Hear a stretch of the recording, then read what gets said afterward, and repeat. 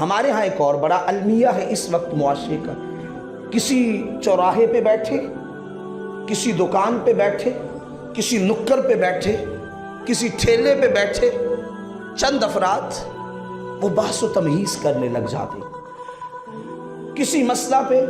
کوئی اپنی بات کر رہا ہے، دوسرا اپنی کر رہا ہے، تیسرا، اور پتہ کسی کو بھی نہیں ہے جو وہ بات کر رہے ہیں، بس ہوا میں ہی سارے اڑائی جا رہے ہیں، کسی کو حقیقت سے متعلق آگہی نہیں ہے۔ اور بسا اوقات ایسے ایسے جملے، ایسے ایسی عبارات، ایسے ایسے الفاظ زبانوں سے صادر کرتے ہیں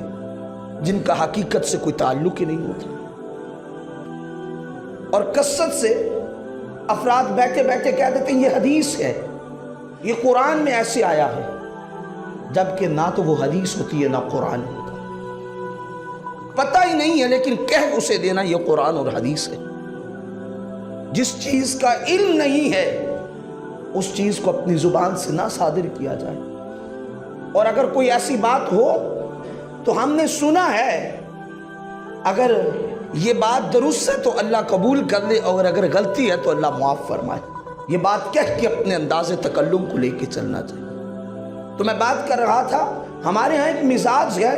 چوراہے پہ بیٹھ کے، گلی کی نکر پہ بیٹھ کے، بیٹھک پہ بیٹھ کے، کسی ٹھیلے پہ بیٹھ کے بحث و تمہیز کا مزاج بڑا عام ہو چکا ہے، جو کسی کے ذہن میں بات آتی ہے وہ کہتا چلا جاتا ہے، اور پھر اسے قرآن و حدیث سے منسوب کیا جاتا ہے، جبکہ یہ درست نہیں ہے۔ ہاں یہ حدیث درست ہے، من کذب علی متعمدا فلیتبوأ مقعدہ من النار،